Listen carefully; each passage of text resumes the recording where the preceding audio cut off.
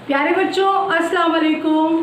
तालीम उर्दू रुकैया तारिक के संग रुकैया तारिक आपके संग संग और साथ साथ। बच्चों, ओ लेवल्स 3 to 4 8 में मैं काफ़ी कुछ आपको करवा चुकी हूँ और जहाँ तक मुझे याद है अब सिर्फ तफ़हीम रह गई है समझाने के लिए और बाकी मैं सब कुछ समझा चुकी हूँ और उम्मीद है कि आपको बहुत अच्छी तरीके से समझ में भी आ गया होगा। थोड़ा सा रिवीजन कर लेते हैं कि आखिर मैंने क्या क्या समझाया है।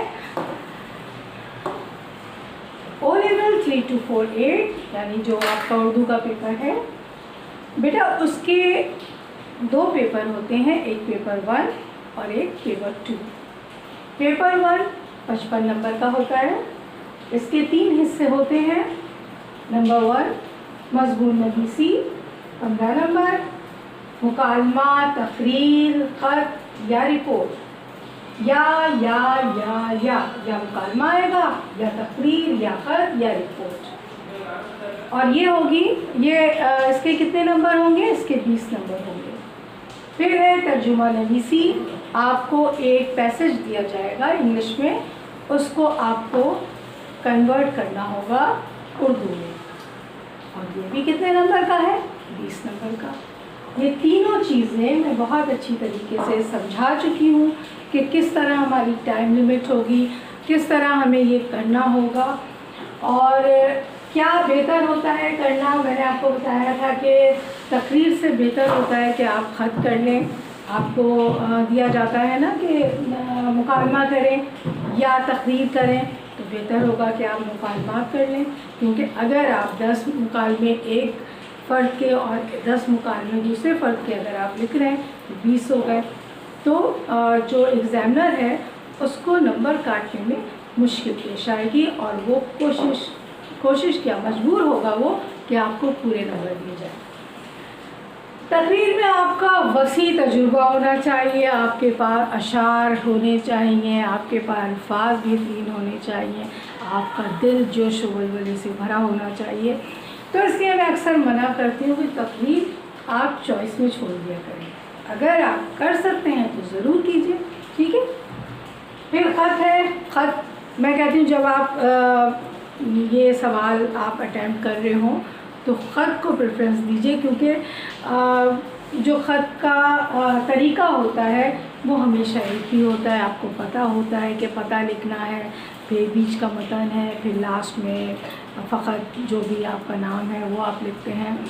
तो ये चीज़ें तो आपको पहले से पता होती हैं, तो इसके तो पक्के आपको नंबर मिल जाते हैं। इसलिए मैं आपको राय देती हूँ कि ख़त ज़रूर लिखा करें, ख़त नहीं छोड़ा करें। फिर है रिपोर्ट, ठीक है। ये मैंने आपको सब समझा दिया है। आप मेरे लेक्चर देख सकते हैं, इन्हें मैंने अलहदा बहुत ब्रीफली बहुत तफसील से मैंने आपको समझाया है। फिर है तर्जुमा नवीसी, ट्रांसलेशन किस तरह करनी है, कैसे करनी है, ये भी मैं आपको समझा चुकी हूँ। 15, 20 कितने हो गए? 55 नंबर का ये पेपर होता है और आप मेरे पिछले लेक्चर ज़रूर देखिए। इससे आप पर ये पूरा पेपर किस तरह हल करना है, कैसे करना है, ये सब वाज़ेह हो जाएगा। अब आते हैं पेपर 2 पर। 3 to 4 8 ओ लेवल्स पेपर 2, ये भी 55 नंबर का होता है। और पार्ट 1 में क्या क्या चीज़ें शामिल होती हैं? पार्ट 1 में एक हिस्सा होता है मुहावरात का जो 5 नंबर का होता है, और दूसरा जो हिस्सा होता है पार्ट 1 में वो जुमले से जुमला बनाना होता है। तीसरा होता है खाली जगह का।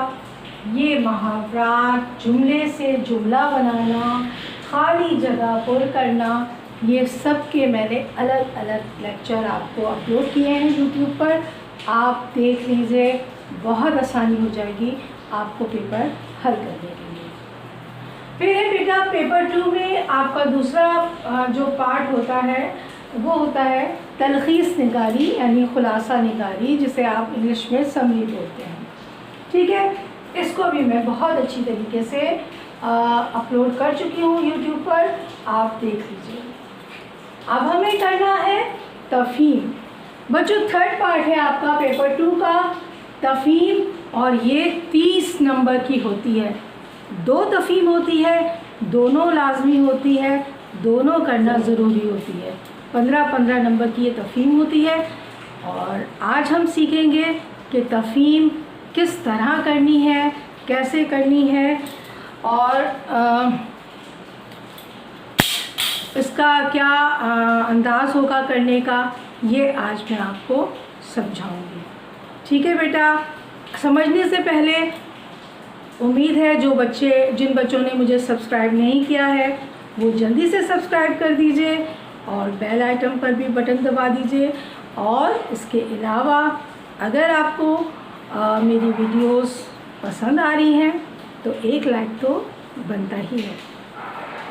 ओके बच्चों, आज हम आपको समझाने वाले हैं तफ़हीम यानी कॉम्प्रिहेंशन, जिसे आप इंग्लिश में कॉम्प्रिहेंशन कहते हैं।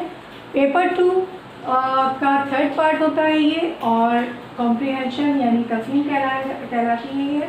तफ़हीम 2 आती है बच्चों और 15-15 नंबर की ये तफ़हीम होती है और टोटल मिलाकर कुल मिलाकर कितने नंबर हो गए? 30 नंबर।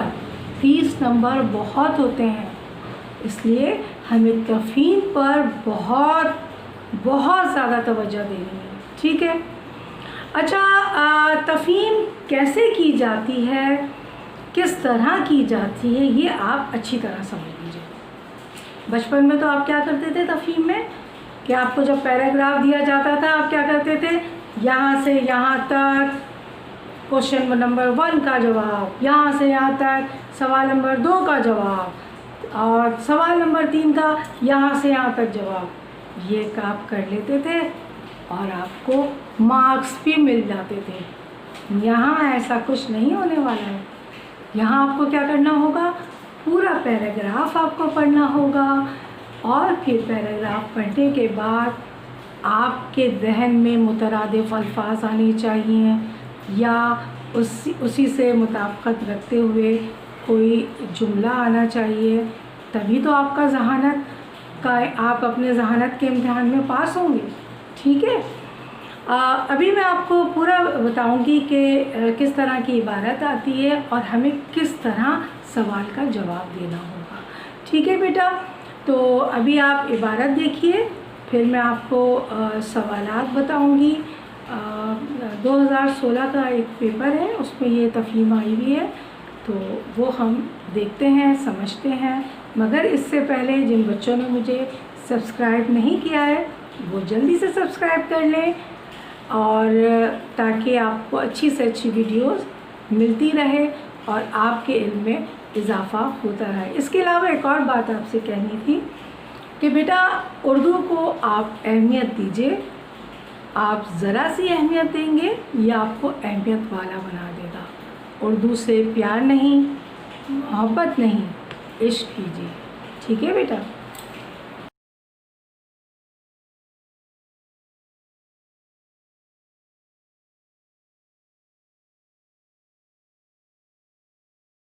ओके बच्चों, आप लोगों ने इबारत पढ़ ली होगी, अच्छी तरह पढ़िए, 2 से 3 दफ़ा पढ़िए और फिर देखिए आपका जो पहला सवाल दिया गया है वो है सुकरात की शोहरत की वजह क्या थी और उसकी कौन सी किताबें आज भी हमारे दरमियान मौजूद हैं। ठीक है।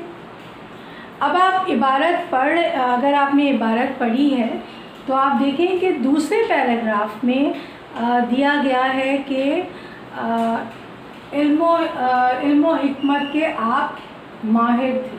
ठीक है ना, और या नाम था आपका, नाम जो था वो इल्मो हिकमत में था। ये मैं देख के आपको बताती हूँ क्या है।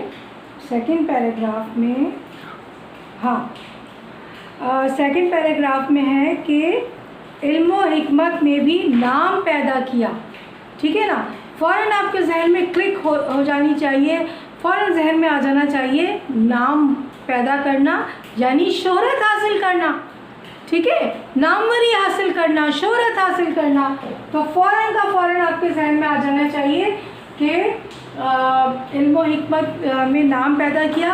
फ़ौरन आपको कन्वर्ट करना आना चाहिए आप फ़ौरन लिख दीजिए सुखरात। शोहरत की वजह को आपने चेंज किस में कर दिया, वजह शोहरत में, ठीक है।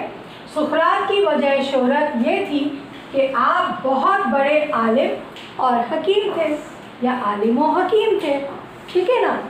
सेकंड पैराग्राफ में क्या है, क्या बात कही है इन्होंने, इल्म व हिकमत में भी नाम पैदा किया। आपने पूरा पैराग्राफ पढ़ा और उसको अपने अल्फाज में बयान कर दिया, मतलब वही था जो इबारत में मौजूद था, ठीक है। मगर आपने यहाँ पर अपनी ज़हानत आजमाई, ठीक है, और एग्ज़ामिनर पर अपनी ज़हानत एग्ज़ामिनर पर ज़ाहिर की। तो कोई वजह नहीं कि एग्ज़ामिनर आपको नंबर कम दे। अगर आप अपनी ज़हानत उस पर ज़ाहिर करेंगे तो आपको नंबर बेहतरीन से बेहतरीन मिलेंगे। सुखरात की वजह शोहरत ये थी कि आप बहुत बड़े आलिम और हकीम थे। अब आप अगर पहला पैराग्राफ देखते हैं तो उसमें ज़ाहिर कर दिया गया है पहले पैराग्राफ में कि सुखरात की कोई किताब अब दुनिया में मौजूद नहीं है। हाँ, सुकरात के जो दो शागिर्द थे मशहूर, एक तो अफलातून और दूसरे शागिर्द का नाम था ज़ीनोफर। इन्होंने सुकरात के जो अफकार थे, जो बातें थी, उस पर मुश्तमिल किताब तहरीर की है। वो किताबें मौजूद हैं, मगर सुकरात की कोई किताब बिल्कुल नहीं, ठीक है।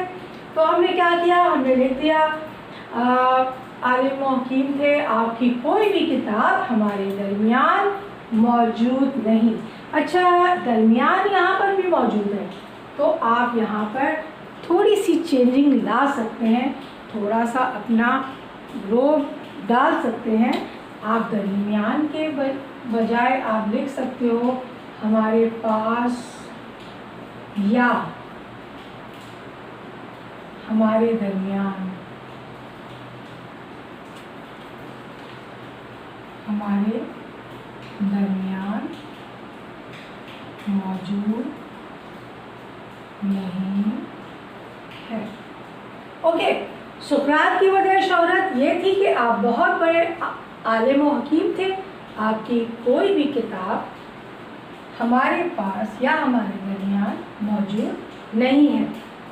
ओके बच्चों, उम्मीद है कि आपको तफ़हीम करने का सही तरीका समझ में आ गया होगा, ठीक है। ये आपका तफ़हीम जो थी, ये पेपर 2 का जो आखिरी हिस्सा है, थर्ड पार्ट है, वो हिस्सा मैंने आपको समझाने की कोशिश की है। उम्मीद है कि आपको समझ में आ गया होगा।